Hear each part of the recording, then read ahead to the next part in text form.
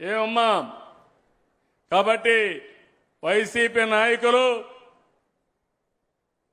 ఈ పాడేరుకొచ్చి నేల మీద మీ ముక్కును గీసుకుంటే అప్పుడు బుద్ధి వస్తుంది మీకు.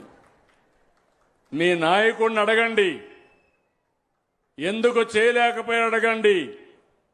అడిగేది చేత కాకపోతే మీరైనా క్వశ్చన్ చేయాల్సి వచ్చింది. మీరు అది కూడా చేయకుండా ఇప్పుడు నన్ను అడగడానికి మీకు ఎలాంటి అర్హత లేదు. కానీ ఒకటే చెప్తున్నా, ఈ గిరిజన ప్రాంతం నా సొంతం, ఈ గిరిజనులు నా వాళ్ళు, ఈ గిరిజనులకు అన్యాయం జరగడానికి వీలు లేదు. మీతో నేనుంటా. వాళ్ళు అనుకుంటున్నారు బాబాయిని చంపి వేరే వాళ్ళపైన నేరం వేసినట్టు తప్పు చేసి నా మీద నేరం వేయాలనుకుంటున్నారు. నేను చాలా మొండి, ఇలాంటి వాళ్ళని మాత్రం వదిలిపెట్టిన. ఒకసారి చూస్తే నన్నే ఏమార్చారు. నేనే సీఎం, నిద్రలేశా. ఎలక్షన్లు 2019 బిజీగా ఉన్నాను. సాక్షి పేపర్లో స్క్రోలింగ్ వచ్చింది. ఏమని వచ్చిందంటే వివేకానంద రెడ్డి గుండెపోటుతో చనిపోయాడు. ఏం తమ్ముళ్ళు, ఏమమ్మా మీరేమనుకుంటారు? పాపం అనుకుంటారు లేదా?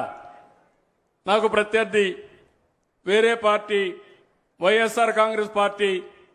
నేను కూడా అనుకున్న పాపం, అతను ఆ కుటుంబంలోనే చాలా మంచోడు. నేను చాలా సంవత్సరాలు చూశాను. అజాత్ శత్రువు, ఎవ్వరు శత్రువులు లేరు అతనికి. చనిపోయాడంటే బాధపడ్డాను. వీళ్ళు మాత్రం ప్రణాళికలు తయారు చేసుకున్నారు. ఎంత భయంకరమైన హత్య అంటే మీరు గుర్తుపెట్టుకోవాల్సింది, గొడ్డలతో నెత్తిన నరికి నరికి నరికి రూమంతా రక్తం, ఆ బెడ్ మీద రక్తం, అక్కడి నుంచి బాత్రూమ్కి లాక్కపోతే ఆ బాత్రూమ్ అంతా రక్తం. ఇంత ఘోరమైన హత్యని ఏదో గుండెపోటని చిత్రీకరించి బాడీ ముక్కలైపోతే మెదడంతా దాన్నంతా మళ్ళా కూర్పు చేసి, అది కూడా ఎవరు చేశారు? వీళ్ళ మామ హాస్పిటల్, పిల్లనిచ్చిన మామ, భారతి గారి మామే, తండ్రి. ఆ హాస్పిటల్ నుంచి మనుషులు తెచ్చి కుట్టి ఒక బాక్స్లో పెట్టి అంత్యక్రియలు చేయాలనుకుంటే ఆయన కూతురికి ఎందుకో డౌట్ వచ్చింది. భగవంతుడు ఏమన్నా ఒక ఆలోచన చెప్పాడేమో.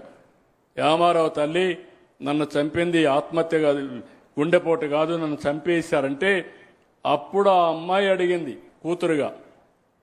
ఏమడిగిందంటే పోస్ట్ మార్టం చేయమని. అప్పుడు పోస్ట్ మార్టం చేయమంటే నేను కూడా చెప్పాను పోస్ట్ మార్టం చేయమన్నాను. అప్పుడు వాస్తవం బయట వచ్చింది. తల మీద గొడ్డలతో నరికారు, భయంకరంగా నరికారు, మెదడు బయట వచ్చిందని ఎప్పుడు రిపోర్ట్ వచ్చింది. ఇమ్మీడియట్గా మాట మార్చేసి ప్రత్యర్థులు ఆయన చంపారని ఆ అమ్మాయిని కూడా కన్ఫ్యూజ్ చేస్తే ఆవిడ కూడా నమ్మింది, ఏదో అన్న చెప్తున్నాడని నమ్మి ఆవిడ కూడా నిజం అనుకున్నది. నిన్న చెప్తా ఉంది ఆవిడ, ఏం చెప్పిందో మీరు విన్నారు. ఇది చంపింది ఆదినారాయణ రెడ్డి, బీటెక్ రవి, సతీష్ రెడ్డి చంపారని రాసి పేర్లు రాసిచ్చి ఆవిడ కూడా సంతకం పెట్టమంటే నేను సంతకం పెట్టననింది. తర్వాత ఇద్దరు కూడా కోర్టుకు వెళ్లారు సిబిఐ కావాలని. రెండో రోజున నిద్రలేసి నారాసుర రక్త చరిత్రని సాక్షి పేపర్లో వేసి నా చేతిలో కత్తి పెట్టి శవం అక్కడ పెట్టారు. ఏమమ్మా మీరందరూ ఒప్పుకుంటారా? ఏం తమ్ముళ్ళు మీరు ఒప్పుకుంటారా అని అడుగుతున్నా. ఏమమ్మా మీరు ఒప్పుకుంటారా నేను అడుగుతున్నా. నన్ను 40 ఏళ్లు మీరు చూశారా లేదా అని అడుగుతున్నా. 78లో ఎమ్మెల్యే అయ్యా, ఆంధ్రప్రదేశ్కి ముఖ్యమంత్రిగా 95లో అయ్యా. 9.5 సంవత్సరాలు ఎవ్వరికి రాని అవకాశం, దగ్గర 10 ఏళ్లు ముఖ్యమంత్రిగా పనిచేశాను. హైదరాబాద్ లాంటి నగరాన్ని నిర్మాణానికి దోహదం చేశా.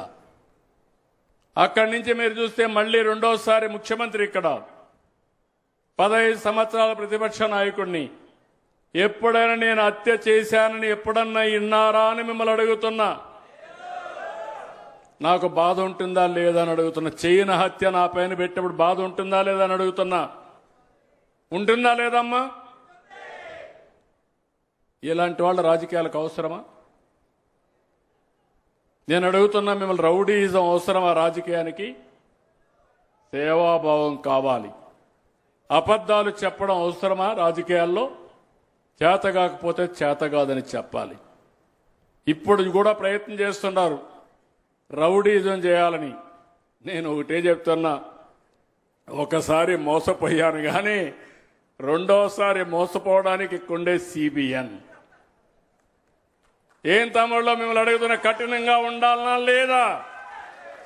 ఏమమ్మా ఆడబిడ్డలో కఠినంగా ఉండాలనా లేదా? ఏజెన్సీ ఏరియాలో గంజాయి పెంచి మన పిల్లల జీవితాలు నాశనం చేయాలనుకున్న వ్యక్తులు మళ్ళా కపట నాటకాలతో వస్తే క్షమించాలా అని మిమ్మల్ని అడుగుతున్నా. అందుకే మీకోసం గట్టిగా ఉంటా, స్టబన్గా ఉంటా. నేరస్తులు రాజకీయ ముసుగులో ఉంటే ముసుగు తీసి వీళ్ళని ఎక్కడ పెట్టాలనో అక్కడ పెట్టే బాధ్యత, మీకు రక్షణ ఇచ్చే బాధ్యత నాదని నా ప్రజలందరికీ విజ్ఞప్తి చేస్తున్నా. ఈరోజు ఈ పవిత్రమైన స్థలంలో మీ అందరికీ చెప్తున్నా, ఇక్కడికి వచ్చినప్పుడు మోడుకొండమ్మ టెంపుల్ పాడేరులో ఉంది. ఇక్కడ ఈ టెంపుల్ని అభివృద్ధి చేయాలని కోరారు. ఒక 2 కోట్ల రూపాయలు ఖర్చు అవుతుందని చెప్పారు. శాంక్షన్ చేస్తున్నానని చెప్పి కూడా నేను మీకు తెలియజేస్తున్నా. ఇంతవరపే గ్యాస్ సిలిండర్ల విషయం కూడా చెప్పాను, అది కూడా చేస్తామని చెప్పి నేను మీకు తెలియజేసుకుంటూ, ఇప్పుడే మళ్ళీ ఒకసారి నేను చెప్పింది మీ అందరికీ అర్థమైంది అనుకుంటాను. మీరు కూడా కొంతమంది ఆలోచించండి. జీవో నెంబర్ 3ని ఏ విధంగా మళ్లీ దాన్ని ఏ రూపంలో పునరుద్ధరించాలో అందరితో నేను మాట్లాడుతున్నా. మొన్నే చర్చలు కూడా చేశా, ఇంకా చేస్తా. వేరియస్ ఆప్షన్స్ ఉన్నాయి. ఒకరిద్దరు 5(1) కింద అప్పుడు ఇచ్చాం రాజ్యాంగంలో, ఇప్పుడు 5(2) కింద ఇస్తే నిలుస్తుందని కూడా అంటున్నారు. కానీ నిలవకపోతే మళ్ళా 5-10 ఏళ్లు పోతుంది. బెనిఫిట్ రావాలి, మీకు న్యాయం చేయాలి. మీ అందరితో మాట్లాడి వీలైనంత తొందరలో, అత్యంత తొందరలో నిర్ణయం తీసుకుంటానని మీ అందరికీ హామీ ఇస్తున్నా. ఎప్పుడు కూడా నేను ఒక్క మంచి పని ఈరోజు చేయాలంటే సాయంత్రం వరకు కూడా వెయిట్ చేయను, ఉదయమే చేసేస్తా. అది నా మనస్తత్వం. కాబట్టి అది చేస్తానని చెప్పి నేను మీకు తెలియజేస్తూ, ఇప్పుడు ఇక్కడ